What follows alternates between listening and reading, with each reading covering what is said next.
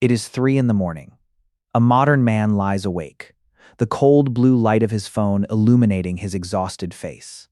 Now imagine the opposite. 25,000 years ago, during the Ice Age, a small fire flickers inside a rocky shelter. Outside, freezing winds roar through the darkness. Somewhere beyond the firelight, predators are waiting. For our ancestors, closing their eyes meant becoming completely vulnerable. No doors, no locks, no alarms. So how did they sleep? The answer reveals something extraordinary. Sleep was never simply about rest. For thousands of years, it was also a strategy for survival. Long before humans slept on the ground, our primate ancestors likely sought safety high above it. At night, the forest floor belonged to predators. A carefully built nest among the branches offered something precious: protection. And perhaps you have felt a strange echo of that ancient world. Just as you begin to fall asleep, your body suddenly jerks, accompanied by the sensation of falling. This is called a hypnic jerk. Scientists have proposed that this sudden muscle contraction may be connected to our distant history of sleeping in trees, although the exact evolutionary explanation remains uncertain.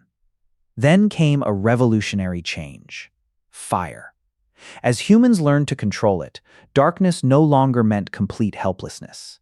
Fire provided warmth, light, and a potential barrier against predators. For the first time, our ancestors could sleep more safely on the ground. And that seemingly simple change may have transformed the way humans rested, gathered, and survived the night. But sleeping on the ground created a new problem. Tiny creatures, fleas, ticks, and other parasites could turn a comfortable night into a dangerous one. So how did ancient humans fight an enemy they could barely see? Deep inside South Africa's border cave, archaeologists discovered evidence of remarkably sophisticated sleeping spaces, dating back roughly 200,000 years. These were not simply piles of grass. Researchers found layers of plant material placed over ash from earlier fires. The ash may have helped create a less hospitable environment for insects, while aromatic plants were added to the sleeping surface. And when the bedding became old, it could be burned and replaced. Think about that. Long before mattresses, pesticides, or modern hygiene, humans were already experimenting with their sleeping environment. The bed was becoming more than a place to rest. It was becoming a piece of survival technology. But a bed alone could not protect ancient humans from everything. Imagine waking in the middle of an Ice Age night. Beyond the shelter, something is moving in the darkness. A cave lion, a hyena. You cannot see it clearly. So ask yourself, where would you choose to sleep? Deep inside the cave or near the entrance? Surprisingly, the entrance was often the better choice. It provided ventilation, visibility, and, most importantly, an escape route. Around the fire, people could sleep close together, sharing warmth through the freezing night. Children stayed protected near the center, while adults formed a natural defensive boundary. And here is the fascinating part. They may not have all slept at exactly the same time. Different ages naturally have different sleep schedules. Some people could wake earlier, while others remained asleep longer. In other words, the entire group may have functioned like a living alarm system. Would you have felt safer sleeping in that circle of fire, or alone in the darkness? But there is another mystery hidden in the darkness. What if waking up in the middle of the night is not always a problem? Before electric lights transformed human life, some evidence suggests that people in certain historical societies often experienced segmented sleep. A first period of sleep, a quiet interval of wakefulness, and then a second period of sleep. Imagine the fire slowly dying. You wake naturally. No alarm, no glowing phone. Perhaps you sit beside the fire, talk quietly, reflect, or perform simple tasks before returning to sleep. And here is something fascinating. Darkness may also have encouraged social and creative behavior. Around ancient fires, people could sing, tell stories, make music, and communicate while predators remained beyond the circle of light. So the next time you wake at 2 a.m., ask yourself, is your body failing to sleep? Or is it remembering an ancient rhythm? For thousands of generations, darkness shaped human life. Then, suddenly, the night began to change. With the Industrial Revolution came factories, schedules, and artificial light. Human activity no longer had to stop when the sun disappeared. And today, we carry that artificial world directly into bed. A phone screen shines inches from our eyes. Notifications demand attention. Bright light tells the brain that morning has arrived, even when it is the middle of the night.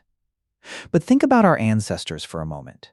Their nights were guided by firelight, darkness, cold, danger, and the natural rhythm of the sky. Ours are guided by screens. So if you wake up tonight and find yourself staring at the ceiling, don't immediately reach for your phone. Turn off the light. Stay still. Listen to the darkness. Perhaps your body is not broken. Perhaps, after thousands of years, it is simply trying to remember how to sleep.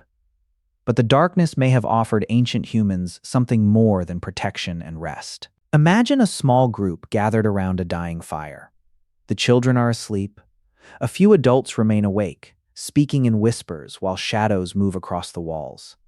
For people without clocks or electric lights, the night was not simply an empty stretch of time. It was a different world. This quiet interval may have created space for storytelling, social bonding, reflection, and simple crafts. Around the fire, voices carried through the darkness, while the flames created a small island of safety surrounded by an enormous unknown. And perhaps this is where an important transformation occurred. Humans did not merely survive the night. They learned to use it. Darkness encouraged people to listen more carefully. Fire gathered communities together. Stories could pass from one generation to another. Songs and rhythms may have strengthened social bonds while simultaneously signaling to predators that a large, active group was nearby. Of course, scientists cannot prove that prehistoric humans followed exactly the same nighttime routines imagined here. Much of this behavior must be reconstructed indirectly from archaeology, anthropology, and studies of human sleep. But the larger picture is clear. Night shaped human evolution in ways that reached far beyond sleep. And then, thousands of years later, something arrived that would completely transform our relationship with darkness: artificial light. Then came the Industrial Revolution. Factories, schedules, clocks, and artificial light slowly pushed darkness out of human life. The night was no longer a natural boundary. It became another opportunity to work, travel, and stay awake. And eventually, the smartphone arrived. Today, we carry a glowing screen into the bedroom, exposing our brains to constant stimulation long after the sun has disappeared. But perhaps the most important lesson from our ancestors is not that we should sleep exactly as they did. It is that human sleep evolved alongside darkness, fire, community, and natural rhythms. So if you wake at 2 a.m., don't immediately panic. Turn off the screen. Let the room become quiet. Breathe slowly. For thousands of generations, humans learned how to survive the night. Perhaps, in the modern world, we are simply learning how to listen to it again. Because sometimes, the darkness is not the enemy. It is the environment in which our species first learned to rest, connect, and dream.